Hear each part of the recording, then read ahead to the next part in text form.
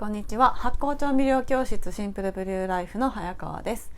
このチャンネルでは発酵食などの食に関する知識や、食と健康、そういったことをテーマに、いろんなお話をさせていただいております。チャンネル登録がまだの方はぜひ最初に登録しておいていただくと他の関連動画も見やすいと思いますので、ぜひよろしくお願いいたします。今日はですね、お酢の話なんですが、お酢の種類について、お話をしていこうかなと思います。日本のお酢の分類と、あとは世界でいろんな、どんな種類のお酢があるのか、そういったところをですね、お話ししていこうかなと思います。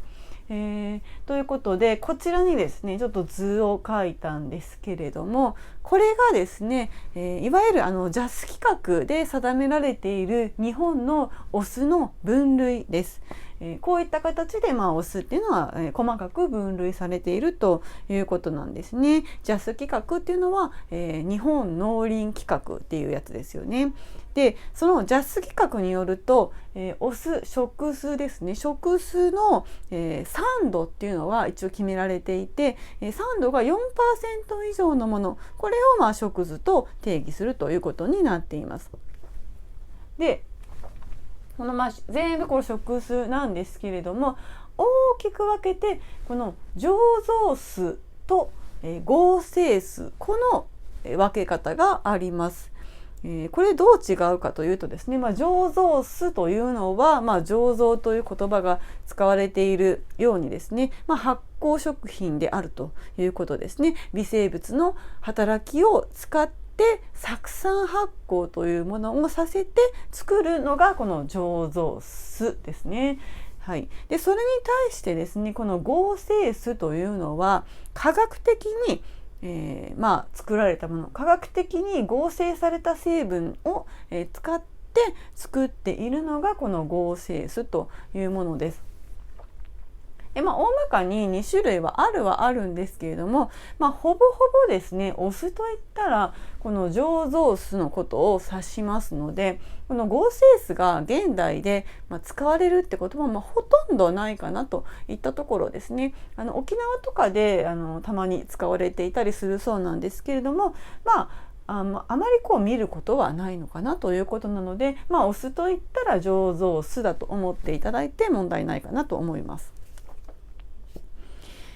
そしてですね、その醸造酢の中でもいろんな区分に分かれているといったところですね。穀物酢、果実酢、その他の醸造酢という大きな、分類があって、その中でも穀物酢は穀物酢でも、米酢、米黒酢、大麦黒酢、穀物酢と。で果実酢の中でもリンゴ酢、ブドウ酢、果実酢というふうに分かれてくるわけなんですね。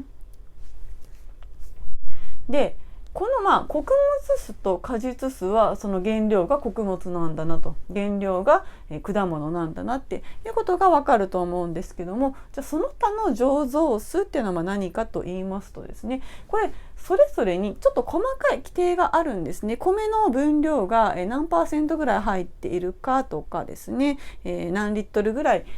含まれているかとか、そういった規定があるんですけども、原料こんな感じなんだけれども、その規定に達してないよっていうもののことをこのその他の、醸造酢というカテゴリーに入れているということですね。なのでこれもですね、そん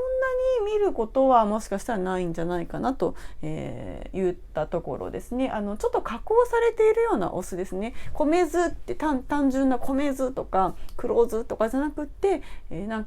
簡単酢みたいなありますよね。そういったものとかが、こっちに入ってくるのかな。加工酢というものですねになってくるかと思います。はい、ということでこんな感じで分類されているんですけど、ちなみにですね、この合成酢っていうのは、氷のその酢酸または酢酸を薄めたものに、調味料などの食品添加物を加えたもの、こういう定義があります。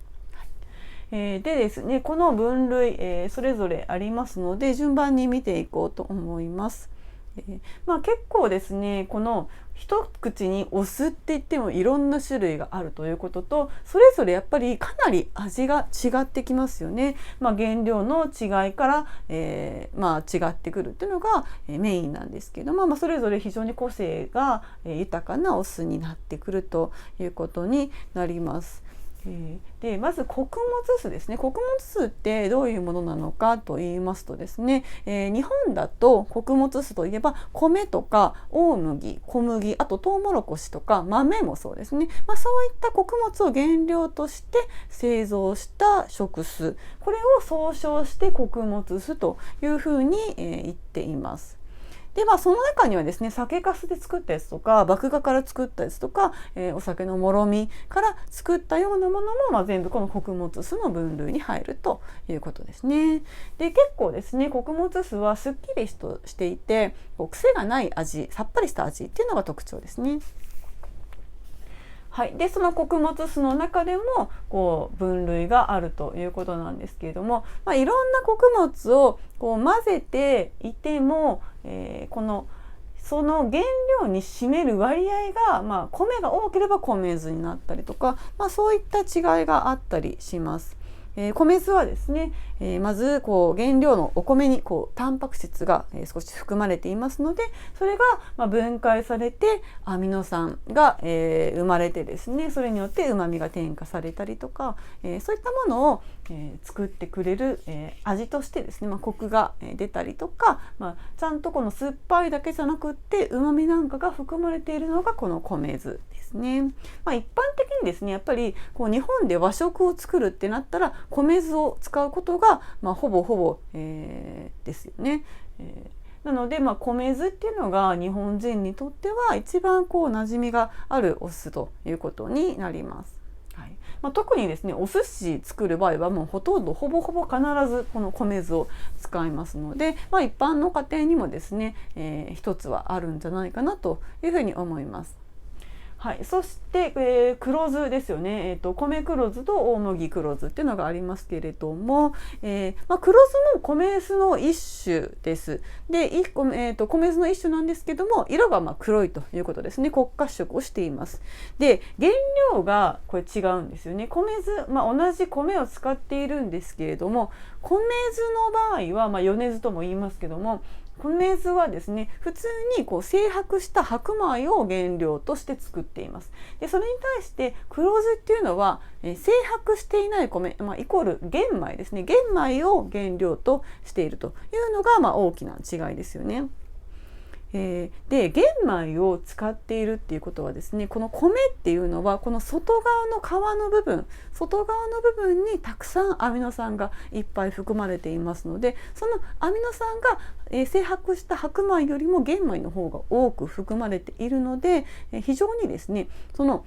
アミノ酸から作られる旨味っていうのが出やすい、かなりたくさん比べるとですね、精白した白米を使った米酢に比べると黒酢は非常にそのアミノ酸が豊富に含まれているということが言えます。なので旨味もすごく出てきますし、コクも出るし、香りも非常に芳香な香りになってきています。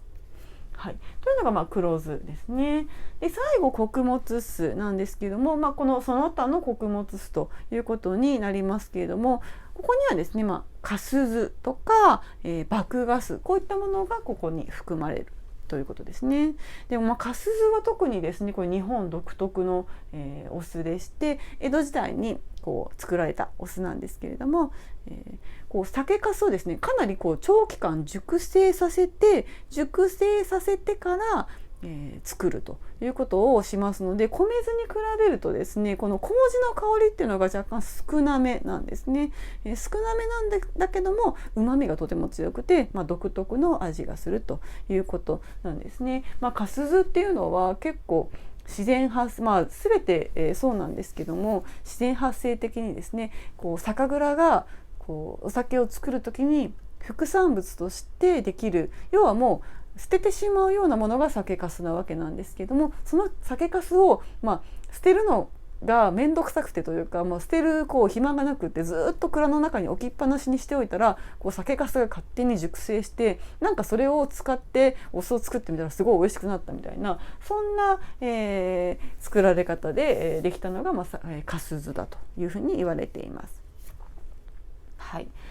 ということで、穀物酢の中でもですね、いろんなものがありますといったところですね。はい、で果実酢もですね、これは原料によって違いますよというだけなんですけれども、主にリンゴ酢とブドウ酢、リンゴを原料としたお酢と、ブドウを原料としたお酢、この2つがですね、メインとなってきます。でその他の果実酢は何かっていうと、単純にこのリンゴじゃなくてブドウじゃない果物から作ったお酢であれば、その他のこの分類に入ってくるということですね。はい、ということで、ざっくりですね、日本のJAS規格で定められている、食酢の分類っていうのはこんな感じになっているということですね。で一般的に和食の料理に一般家庭で作るですね、料理に関してはやはりこの米酢を使うのが一番いいかなというところですし、黒酢なんかはちょっとですね、中華風の料理にあったりします。で、リンゴ酢とかそういったものはサラダのドレッシングとかに使うとすごくいい香りがしてさっぱりしていいんじゃないかなというふうに思います。はい、ということで、日本の分類はこんな感じなんですが、じゃあ世界はどういうお酢があるのかといったところですね。これは分類というか、世界の食酢の種類、こんなものがありますよというのをですね、こちらに書いてみました。はい、なので順番に見ていこうかなと思います。まずは麦芽酢ですね。この麦芽酢はドイツとかイギリスとかでメインに使われています。この麦芽、大麦の麦芽には糖化酵素が、あるんですね。でその、酵素を利用して作っているのが麦芽酢というものです。なので麦芽を使っているので、要はビールから作られるみたいなイメージですよね。ビールのような甘いような、香ばしい香りがして、かつですね、その大麦とか小麦とかライ麦っていうのはすごく、アミノ酸が多いので、そのアミノ酸から、作られるうまみとか、コクとか、そういったものもいっぱいあるということですね。なんでドイツとかイギリスとかでは、肉料理とかですね、あとマリネなんかにもよく使ったりしますよね。イギリスのフィッシュ&チップスって有名だと思うんですけども、フィッシュ&チップスって必ず横にちょんってタレみたいなのがついてくるんですけど、あれが麦芽酢ですよね。はい、フィッシュ&チップスに非常に合うということですね。揚げ物にやっぱりこれ合うんですよね。はい、そしてですね、リンゴ酢ですね。次、リンゴ酢はアメリ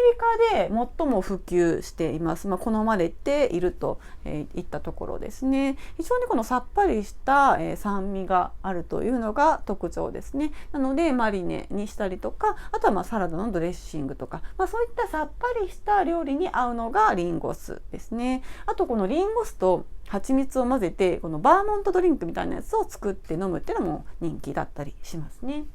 はい、そして次はワインビネガーですね。ワインビネガーはフランスでメインに使われているというものです。なのでこの洋食とかを日本でもですね作る場合、ちょっとフレンチっぽい洋食を作るっていう場合はワインビネガーを使っていくとよりそれらしくなると、いったところですね。でこのワインビネガーもですね普通のワインと一緒で、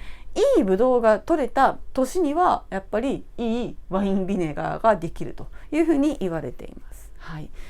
なのでワインビネガーにも年代とか年式とかあって、ちょっといいやつとか高いやつとか、そういう分類があったりするんですね。はい、そして続いてはバルサミコ酢です。これはイタリアですよね。北イタリアのモデナ地方で作られているものなんですけれども、バルサミコ酢の作り方ってちょっと変わっているんですね。まずこの原料のブドウっていうのはすごく甘みの強いものを使います。ですっごい甘みの強いブドウをですね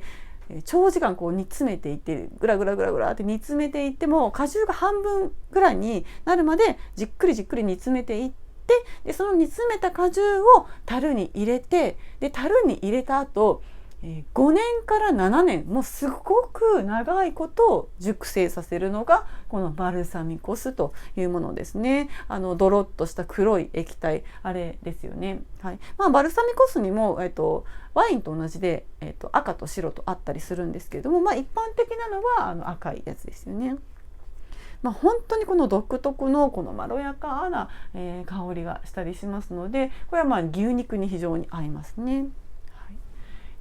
ということで次はシェリービネガー、これはあまり馴染みがないかもしれないんですけれども、スペインのお酢です。